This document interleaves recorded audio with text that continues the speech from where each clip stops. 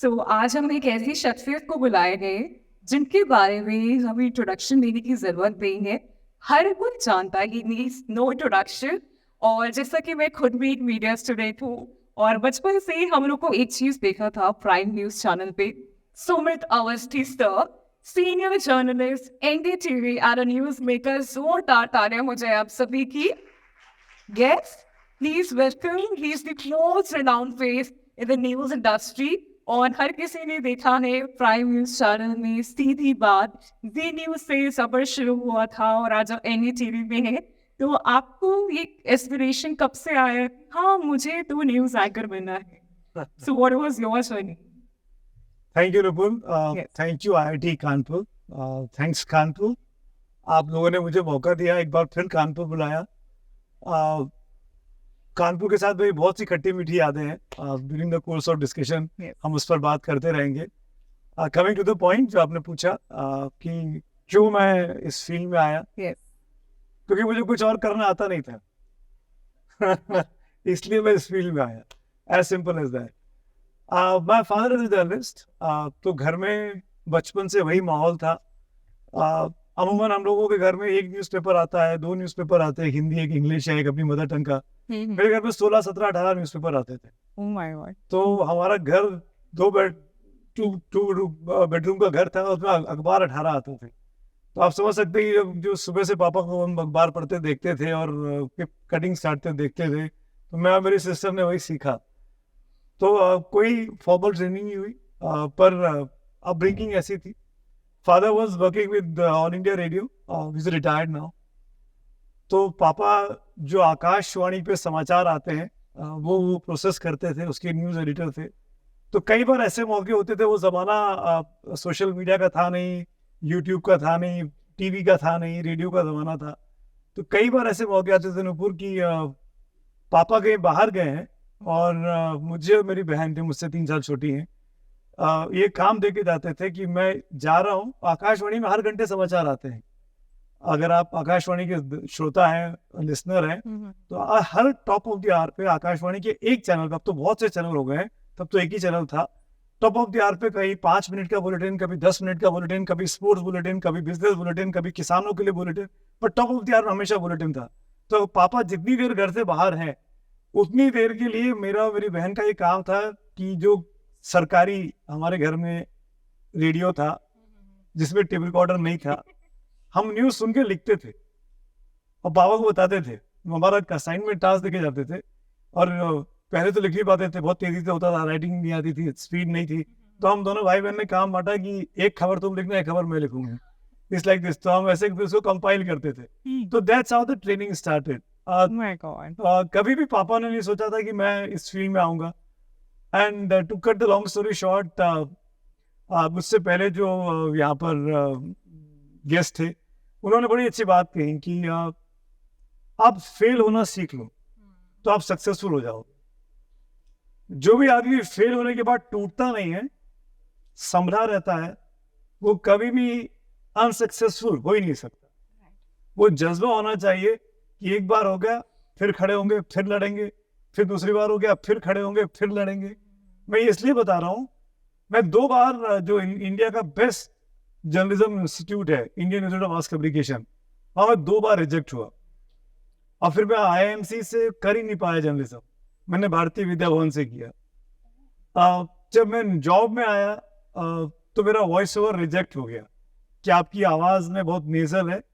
जी news की बात है, मेरी पहली नौकरी टीवी में जी न्यूज़ में थी, 96 97 की बात कर रहा हूँ मैं। तो मुझे ये कहते हुए कहा गया कि आपकी आवाज़ में बहुत नेजल वॉइस है, तो आप वॉइस ओवर्स नहीं कर सकते हैं।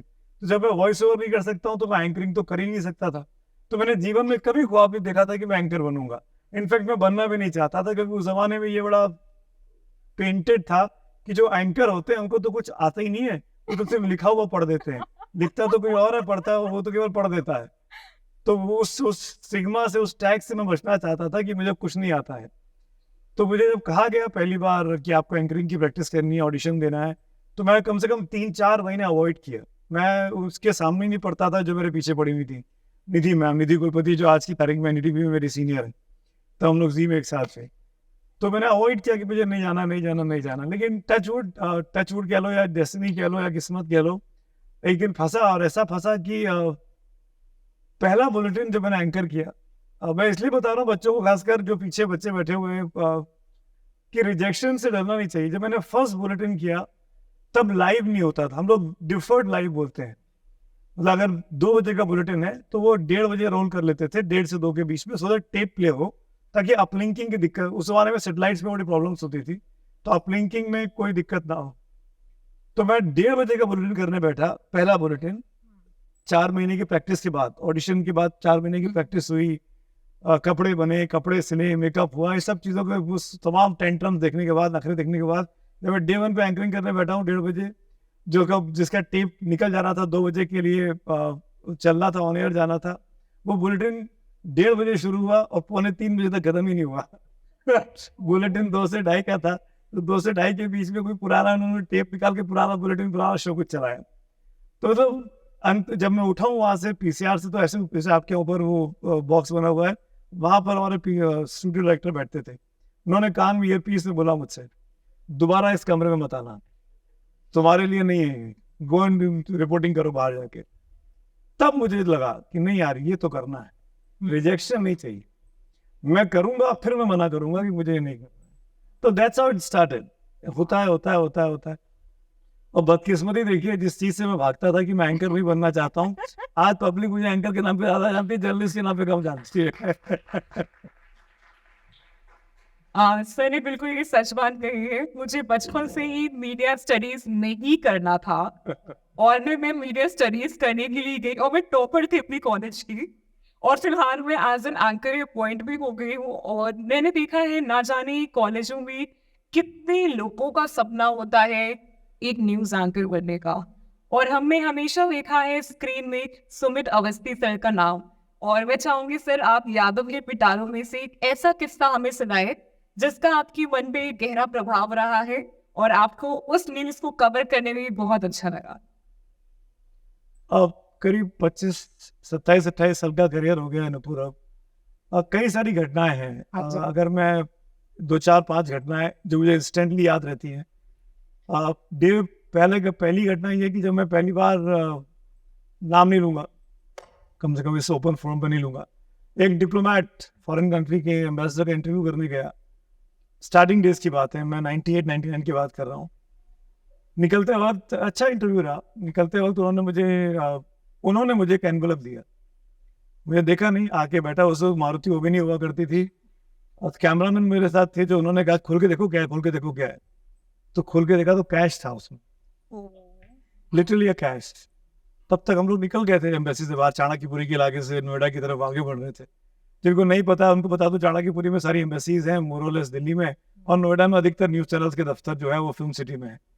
तो मैं चल चुका था, रास्ते में था, उसको अपनिंग करना ज़रूरी था। तो पहले ऑफिस आया, वो लिफाफा रखा हुआ था, प्रेशर था दिमाग में क्या करना चाहिए। अपने बॉस को बताया, जो सीनियर मेरे रिपोर्टिंग मैनेजर थे, उन्होंने मुझे कहा रख ले, तुझको दिया, तेरी किस्मत का है, रख ले। मन नहीं माना। खुशी भी थी, लालच भी था, लोभ भी था, और ठीक ठाक पैसा था। और पहली बार पैसा ऐसे कैश में लिफाफे में देखा। घर पहुंचा, मेरे आइडियल, मेरे गुरु, मेरे पिताजी, उनसे मैं छुपाता है, कुछ नहीं छुपाता हूँ। उनको आगे दिखाया मैंने कि पापा ये गया था और ये मिला है, क्या है इसमें? आप देख लो, पैसा है क्या? मैंने कहा हाँ। दिखाना मत, उठाओ, जिससे लेके आए उसको दे के आओ।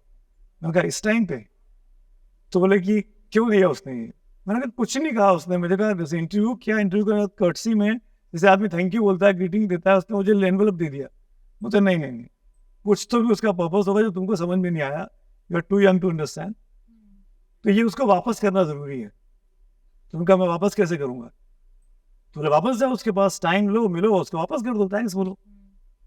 मैं नेक्स्ट डे एम्बेसी के फोन किया, तो एम्बेसडर साहब बाहर थे, दिल्ली में नहीं थे। कहा गया कि टाइम नहीं मिलेगा, आपका काम तो हो चुका है। मैंने पापा को फोन करके बताया कि वो तो है ही नहीं, मैं क्या करूं? तो बोले 2 घंटे 3 घंटे इंतजार करो, फिर फोन करना। ऐसे करते करते वो शाम आ गई उस दिन की, नेक्स्ट डे। तो मैंने फिर पापा से पूछा, तो उन्होंने कहा कि काम करो, एम्बेसी जाओ और रिसेप्शन पे छोड़ दो, गेट पे अपना थैंक्स नोट लिखो उसके अंदर, उसके बाद बोलो कि ये आपकी चीज़ है, आप गलती से मेरे पास आ गई थी, giving to back to you. तो मैंने वही किया। एम्बेसीज होती है, बड़े बड़े गेट होते हैं, अंदर जाने नहीं देते हैं बगैर परमिशन के, बगैर पासेस के। तो रिसेप्शन पे मैंने छोड़ दिया, गार्ड साहब को दे दिया। उस ज़माने में स्मार्टफोन भी नहीं थे कि फ़ोटो खींच लो, प्रूफ ले लो, उनको दे दिया। और ये मेरे साथ वही कैमरामैन, वही ड्राइवर थे, तो मेरे प्रूफ के तौर पे वो 2 आदमी थे कि उन्होंने वापस कर दिया है। तो दैट्स हाउ इट इज़। तो आपको लालच, लोभ आता है, एक करेक्ट आदमी होना चाहिए आपकी लाइफ में जो आपको गाइड कर सके, निकलने का रास्ता बता सके। तो एक ये घटना है। एक IC-814 का जब हाईजैक हुआ, तब मैं जी न्यूज़ में था, बिल्कुल बिगिनर रिपोर्टर था मैं। मुझे बाई चांस की बात है, हाईजैक के दिन शाम को जब नेपाल से प्लेन को लखनऊ की बजाय कंधार लेके चले गए, मैं एयरपोर्ट पे मुझे ड्यूटी लगाया गया। एक प्लेन रात को जा रहा था इंडियन एयरलाइंस का, जो लोग वहाँ फंस गए थे उनको लाने के लिए। तो मैंने अपने ऑफिस में, तो वॉकी टॉकी हुआ करती थी, वॉकी टॉकी पे अपने बॉस को बोला कि एक प्लेन जा रहा है, लोगों को लेके आएगा जो वहाँ फंसे हुए हैं। तो बोले बैठ जाओ उसके अंदर। तुम कहा क्या? बोलते बैठ जाओ उसके अंदर। मैं कहा टिकट नहीं है, पैसा नहीं है, कुछ नहीं है, मैं तो एयरपोर्ट पे ऐसे ही खड़ा हूँ। बोलते तू बैठ जा, किसी तरह जुगाड़ कर बैठ जा। तो हम उस प्लेन में बगैर किसी चेंज के, बगैर किसी पैसे के, बगैर किसी पासपोर्ट के, बगैर किसी वीज़ा के घुस गए। और जैसे हम बस में चलते हैं वैसे हम प्लेन में चले गए, दिल्ली के पालम एयरपोर्ट से नेपाल के काठमांडू के त्रिभुवन एयरपोर्ट पर। और कोई कपड़ा नहीं, कोई कुछ नहीं, सिर्फ एक कैमरामैन, मैं और हमारे साथ 2 टेप, 2 नहीं 3 टेप, 2 कैमरे के साथ लगते थे, एक उसके बाद पर्सनल टेप था। और हमने वहाँ 5-6 दिन बिताए। 23 या 24 तारीख दिसंबर को गए थे, 28 तारीख को मैं लौट के आया। तो वो कवरेज किया। पार्लियामेंट में अटैक हुआ, बाई चांस की बात है, मैं बदनसीब था, मेरे सामने गोलियां चल रही थी। मैंने देखा जो कुछ हुआ, वो खबर ब्रेक की। जैमस लग गए, फ़ोन नहीं काम कर रहे थे, तो कैसे उस सिचुएशन में अपनी खबर पहुंचानी है, उस पर काम किया। तो ऐसे बहुत सी चीज़ें हैं, मतलब द स्टोरी इज एंडलेस, लेकिन कुछ चीज़ें याद रह जाती है। कल्पना चावला वाला इंसिडेंट हुआ। कल्पना चावला लौट रही थी कोलंबस से वापस स्पेस शटल से, और मैं एंकर बन चुका था उन दिनों में, आज तक में था तब मैं। और हम लोगों ने माहौल बना दिया था कि भारत की बेटी लौट रही है, और बहुत बड़ा, जैसे जिससे अभी विनेश फोगाट के साथ हुआ कि रात को वो जीती और सुबह हम लोग माहौल में थे कि अब इंडिया गोल्ड लेके आएगा, और उल्टा हो गया। कल्पना चावला स्पेस क्राफ्ट उनका क्रैश किया, शी डिडंट कम बैक। और पूरा माहौल जो स्क्रीन पे था वो जुबिलिएशन का था, त्योहार का था। उनके घर पे, उनके हरियाणा में, उनके गांव में ओबी वैंस खड़ी हुई थी, पेरेंट्स साथ में थे, आई वाज एंकरिंग पूरा फुल एंथुसियाज्म के साथ। और वो जैसे जैसे वो न्यूज़ आती गई कि नहीं, वो कॉन्टैक्ट टूटा और क्रैश दिखा स्पेस क्राफ्ट का कि वो टूट रहा है, बिखर रहा है, and it was showing on my face that I have lost something my personal. कोई मेरा दोस्त चला गया मेरे जीवन से, कोई मेरा साथ का आदमी चला गया। अब तो ये चीज़ें कोई सिखाता नहीं है, ये अपॉर्चुनिटीज अपने आप नॉक करती हैं आपके पास। एंड इतना प्रेजेंस ऑफ माइंड था कि बचे रह गए। और आज ये मौका मिला कि 27-28 साल के बाद भी इस काजल की कोठरी, जिसको मैं बोलता हूँ जर्नलिज्म को, ये काजल की कोठरी है, और कोशिश करता हूँ कि काजल का दाग दामन पे ना आए। बिल्कुल सर।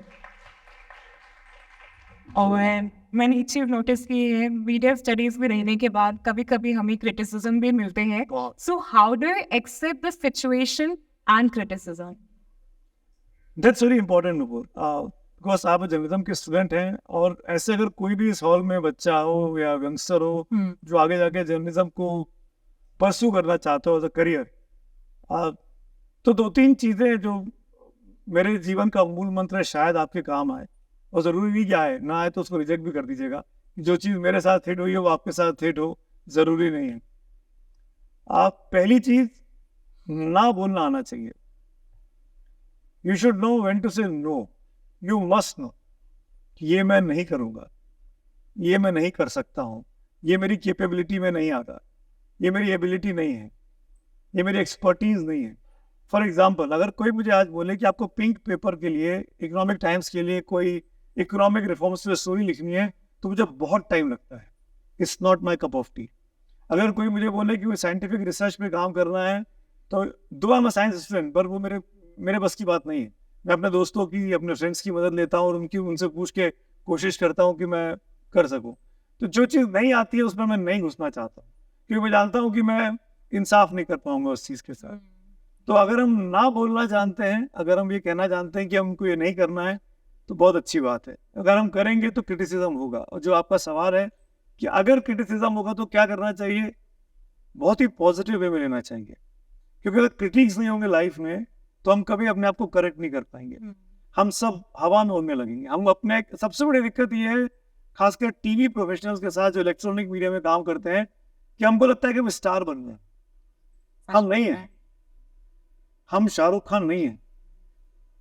मैं सुमित अवस्थी हूँ, जमीन पे रहता हूँ और जमीन पे ही रहना चाहता हूँ।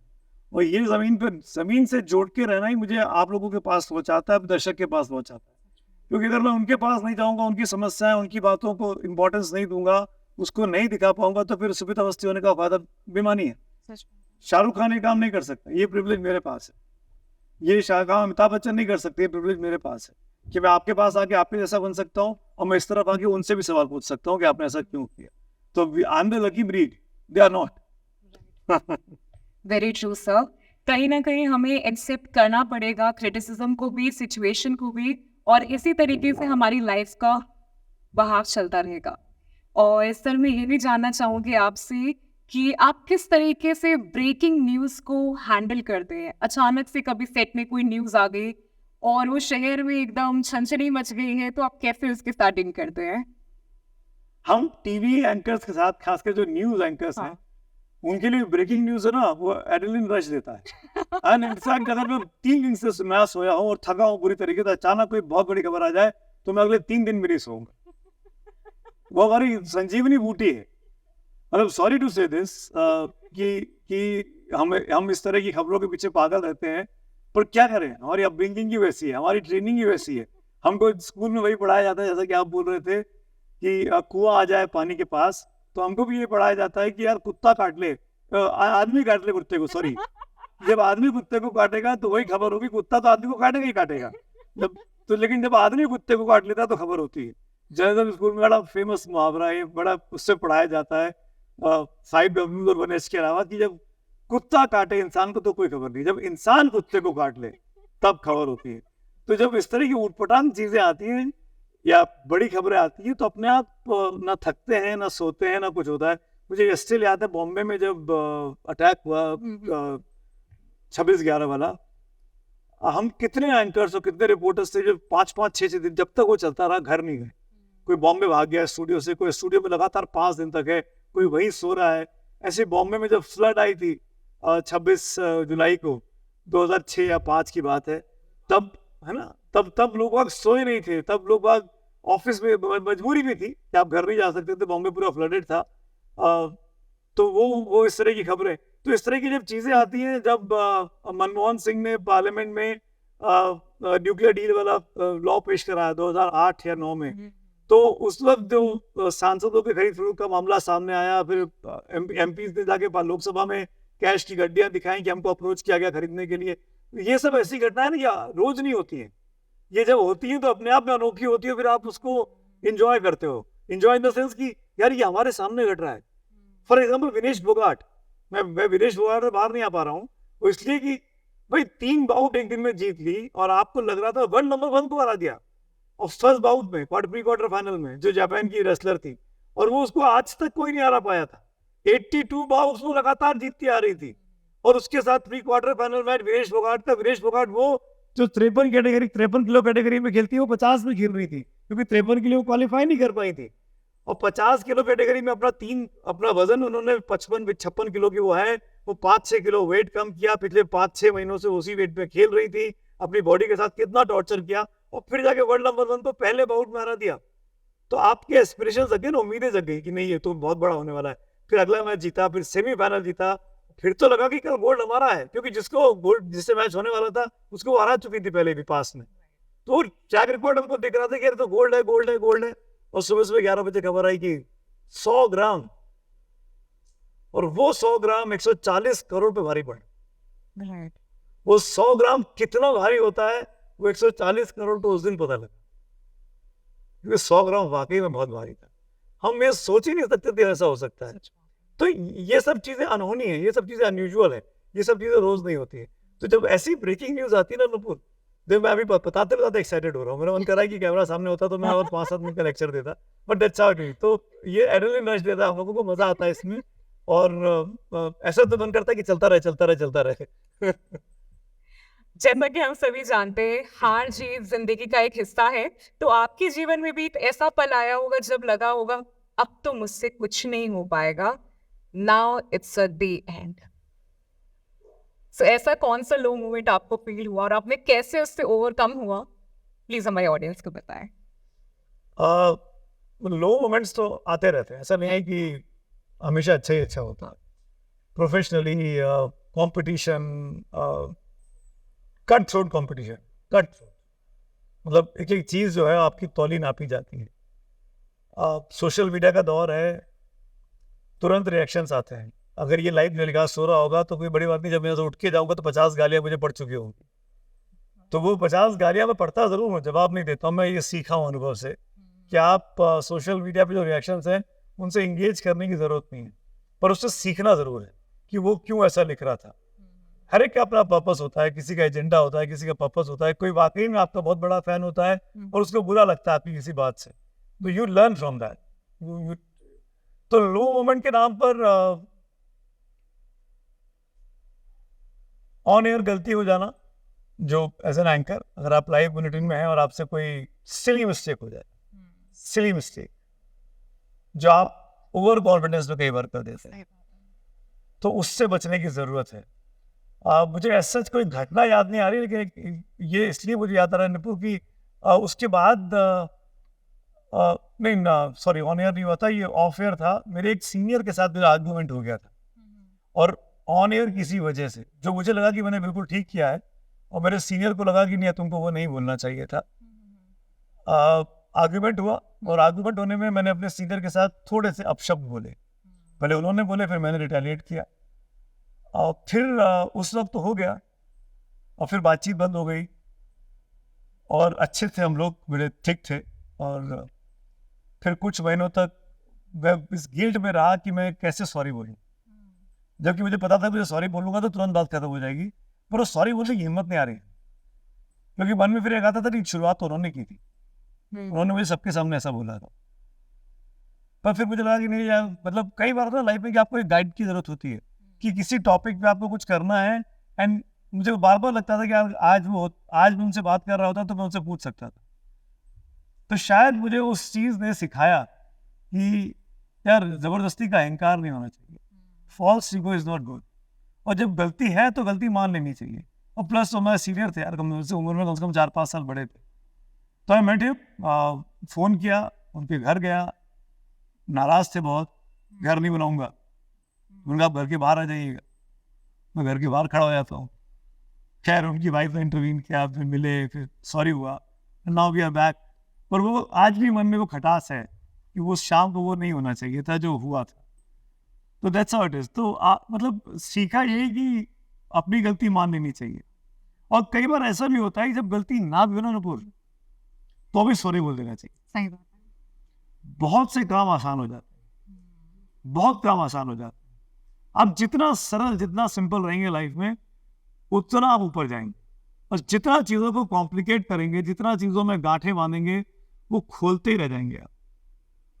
सच्चे रहिए, ईमानदार रहिए, कुछ नहीं लगता है। जैसे आप हैं वैसे आप दिखाइए, और सब आसान हो जाता। बिल्कुल सही बात है सर। कभी कभी हमें भी माफ़ी मांग लेना चाहिए। और देखा जा रहा है हमारे देश में मीडिया रेवोल्यूशन हो रहा है, न्यू ट्रेंड ऑफ मीडिया आ रहा है, तो आप इस पर क्या कहना चाहेंगे? जो कि IIT है, IIT कानपुर है, और मैं आप लोगों को थैंक यू बोलता हूँ, खासकर ऑल टेक्स को, टेक्नोक्रेट्स को।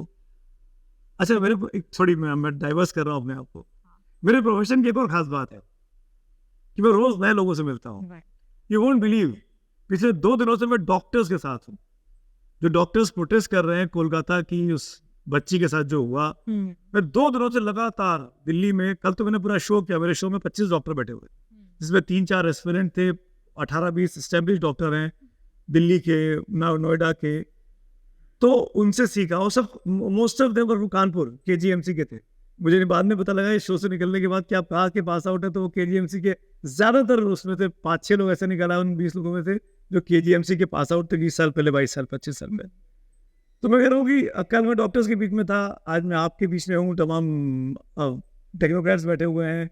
जब इंडिया मैच जीतती है तो मैं खिलाड़ियों के बीच में होता हूँ। तो ये मेरे प्रोफेशन का सबसे बड़ा हाई पॉइंट है कि मैं तरह तरह के लोगों से मिलता हूँ, तरह तरह के लोगों से मिलता हूँ, और मुझे मिलने के लिए इंतजार नहीं करना होता, मुझे समय नहीं लगता। ये एक बहुत बड़ा प्लस पॉइंट है बीइंग अ जर्नलिस्ट। वो प्रिविलेज है मेरे पास, पर उस प्रिविलेज का मिसयूज मुझे नहीं करना है। बिल्कुल सही बात है। ये नहीं करना है कि मैं आज आयुष्मान खुराना से मिल रहा हूँ तो कल आयुष्मान खुराना अपनी फिल्म में यार थोड़ा सा काम है यार, वो नहीं हो सकता। मतलब I am just giving an example कि आप अगर डॉक्टर के साथ हैं तो डॉक्टर के साथ डॉक्टर की वजह से हैं कि उनकी एक्सपर्टीज है, कि उनको एक प्लेटफॉर्म चाहिए, आप उस प्लेटफॉर्म के जरिए आपकी बात उनकी बात पहुंचा सकते हैं। तो क्या पूछा था सवाल, देखो मैं भूल गया। यही दिक्कत है, बातें कर रहा आता हूँ तो मैं भूल जाता हूँ।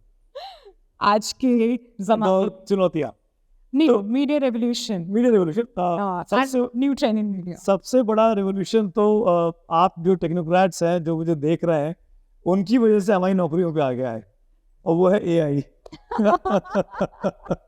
Artificial intelligence. पर मुझे डर नहीं लगता। मैं इसलिए कह रहा हूँ कि मैंने इस 25 साल में ना बहुत कुछ देखा।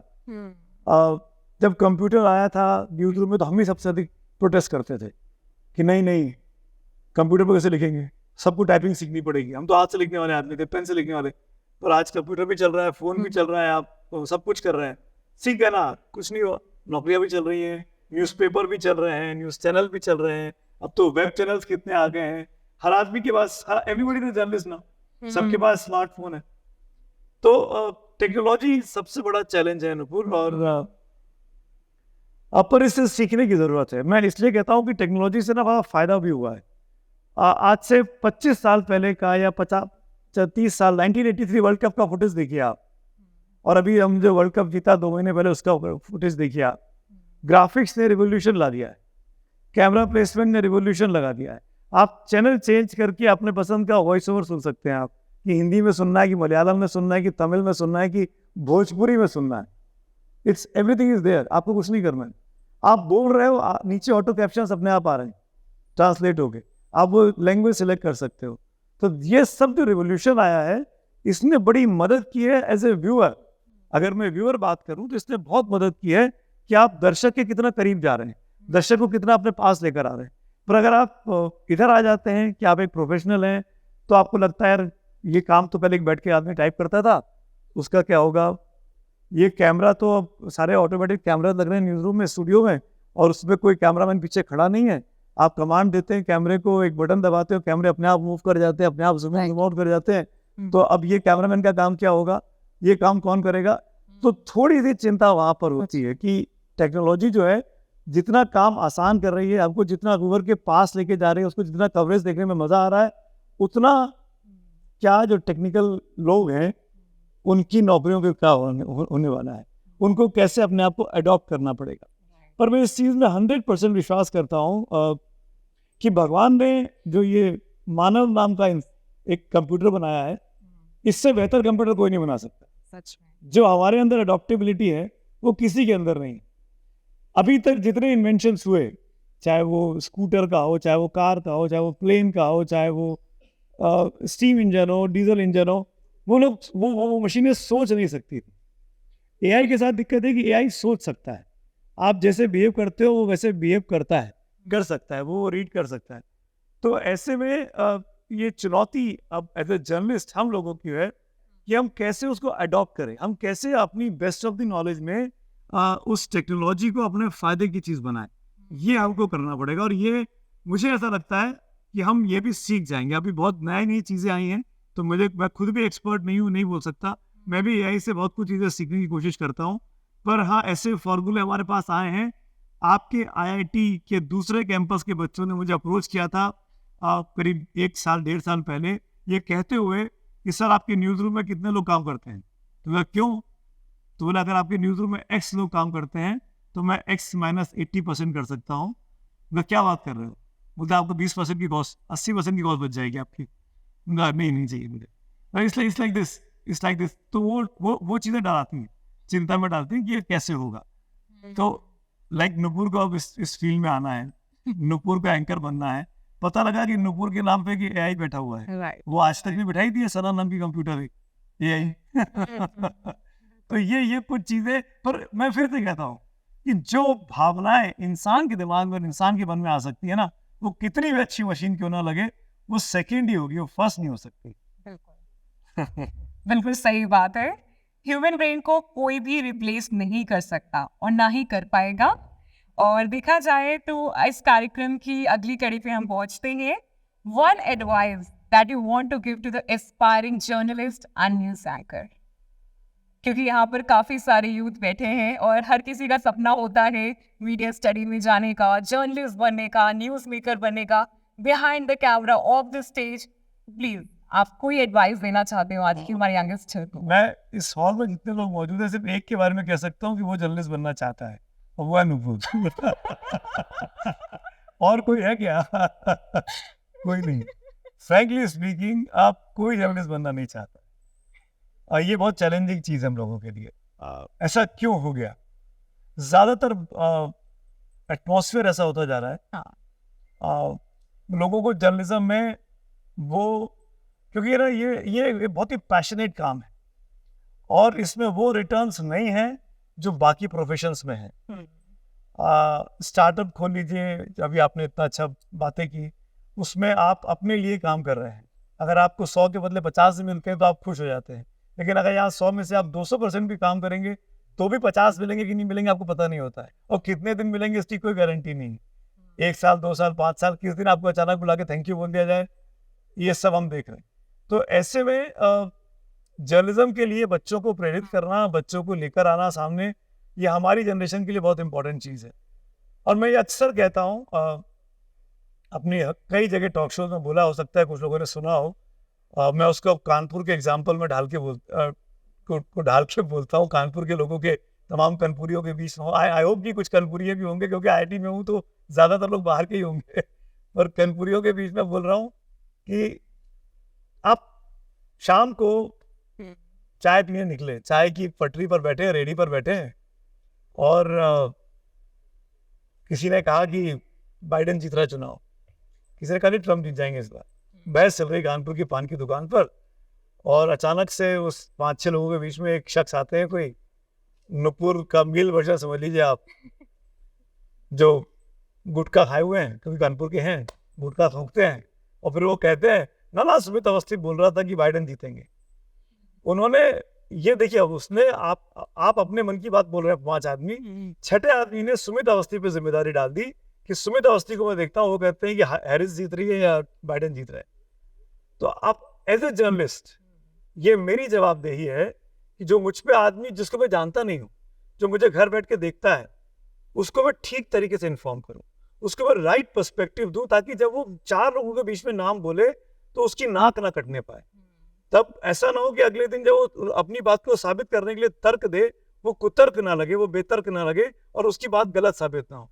तो as a journalist, as a media professional, मुझे ऐसा लगता है कि हमारी ये सबसे बड़ी जिम्मेदारी है कि हम चीज़ों को राइट पर्सपेक्टिव में ठीक तरीके से ऑब्जेक्टिवली रखें, सो दैट जो लोग हमको देख रहे हैं उनके साथ हम ईमानदार रहें। मैं फिर वही उसी बात पे लौट रहा हूँ जो मेरे जीवन का मूल मंत्र है कि जितना सरल, जितना सहज, जितना ओपन माइंडेड रहोगे, उतना ईमानदारी से आप काम करोगे, और ईमानदारी का कोई मुकाबला नहीं होगा, कहीं कोई सानी नहीं।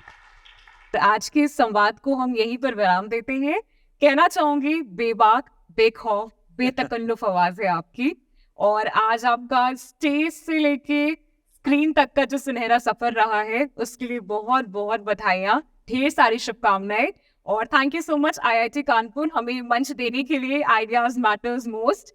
मैं चाहूंगी एज एन एंकर, आज की शो को रैप अप आप अपने अंदाज में करें, जैसे आप स्क्रीन पर बोलते हैं। मैं तो सिर्फ एक ही चीज बोलता हूँ जी, आपका कल अच्छा बीते, शुभ रात्रि।